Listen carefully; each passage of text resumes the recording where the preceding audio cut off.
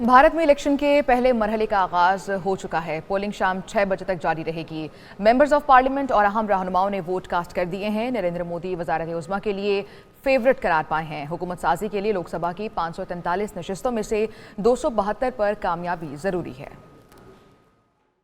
भारत में 7 मरहलों पर मुश्तमिल आम इंतखाबात का आगाज हो गया। मेंबर्स ऑफ पार्लियामेंट और फिल्मी और दूसरी मशहूर शख्सियात ने अपने अपने इलाके में वोट कास्ट किए। पोलिंग स्टेशंस पर वोटर्स की लंबी कतारें लगी हुई हैं। आज 21 रियासतों के 102 हलकों में इंतखाबात हो रहे हैं। इंतखाबात के पहले मरहले में 97 करोड़ वोटर्स में से 1 करोड़ 80 लाख अफराद अपने वोट का हक इस्तेमाल कर रहे हैं। पार्लिमानी इंतखाबात 7 मरहलों पर मुश्तमिल है। पहला मरहला आज शुरू हुआ है, जबकि दूसरा 26 अप्रैल, तीसरा मरहला 7 मई, चौथा मरहला 13 मई, पांचवा मरहला 20 मई, छठा मरहला 25 मई और 7वां मरहला 1 जून को होगा, जबकि नताइज का ऐलान 4 जून को होगा। मोदी मुसलसल तीसरी बार वजीर आजम बनने के लिए पुरुमीद है। बीजेपी को अपनी हिमायत बुनियादी तौर पर इंतहा पसंद हिंदुओं की तरफ से हासिल है। नरेंद्र मोदी का मुकाबला करने के लिए हिज़्ब इख्तिलाफ की 2 दर्जन जमातों ने इंडिया के नाम से सियासी इत्तेहाद तश्कील दिया है। भारत में आम इंतखाबात का पहला मरहला शुरू हो चुका है। इस हवाले से मजीद तफसीलात भी जानने के लिए चलते हैं जुनैद हलीम की जानिब।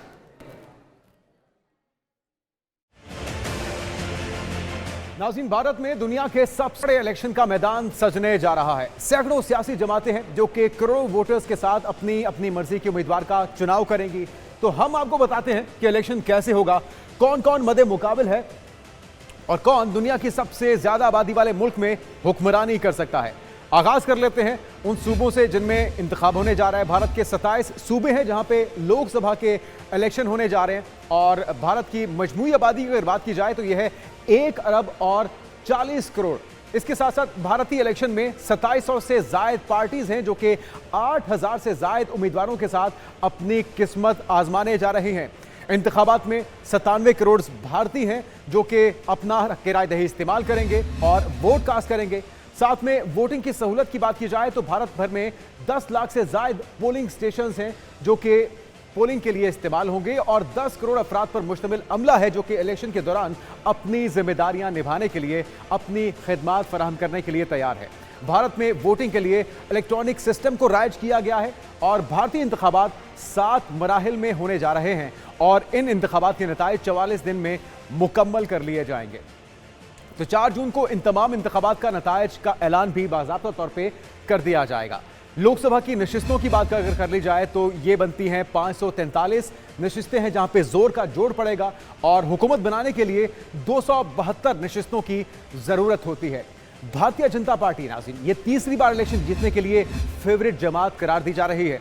2019 का मुआवजा करें तो बीजेपी ने 303 नशिस्तें हासिल की थी और इसके मुकाबले में कांग्रेस जमात सिर्फ और सिर्फ 52 नशिस्तों पर ही कामयाबी हासिल कर सकी थी।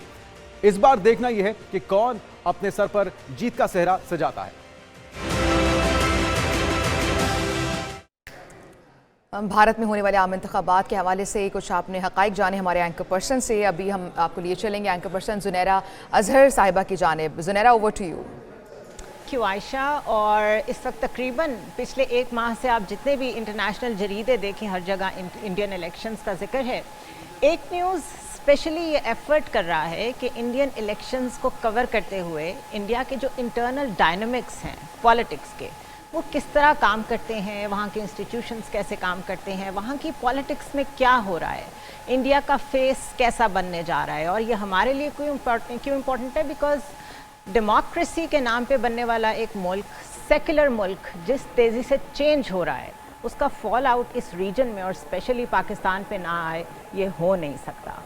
इस जर्नी में ये जो हम कवर करेंगे सारे जितने भी फेजेस में इंडियन इलेक्शंस हैं, इसमें मुझे ज्वाइन करेंगे डॉक्टर याकूब बंगिश, हिस्टोरियन हैं, specially he is an expert on Indian history and Indian dynamics. Thank you so much for joining us. इतने अरसे से पढ़ रहे हैं कि ये होने जा रहा है, वो होने जा रहा है, बट बिल्कुल अगर बेसिक क्वेश्चन किया जाए, ये इतने डिफ़िकल्ट क्यों हैं 7 फेजेस में और रिज़ल्ट 44 डेज़ के बाद अनाउंस होगा?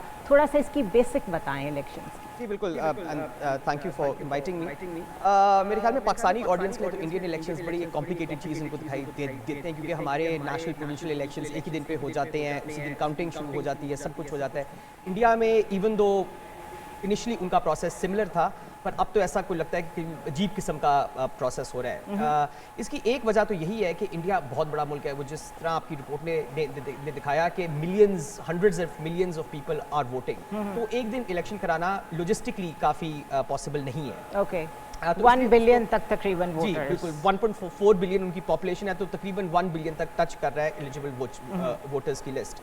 तो उसको फेजेस में करना पड़ता है।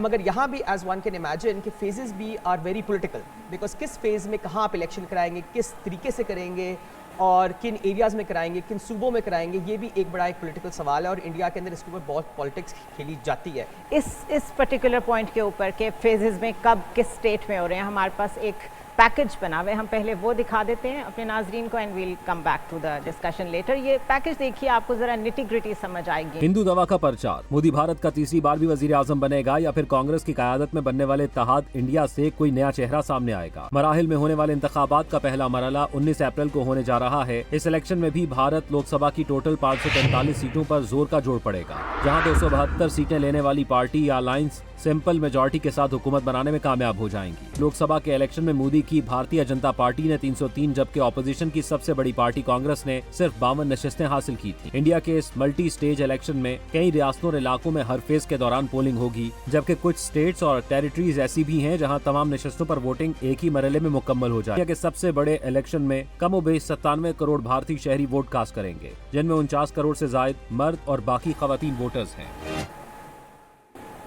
Welcome back. और इतना कॉम्प्लिकेटेड और ठीक है, समझ आता है, साइज़ भी बड़ा है, हुजम भी बड़ा है, पाकिस्तान छोटा सा मुल्क है, बट यूएस में भी इलेक्शंस होते हैं, यूके में भी इलेक्शंस होते हैं, एक ही दिन में होते हैं।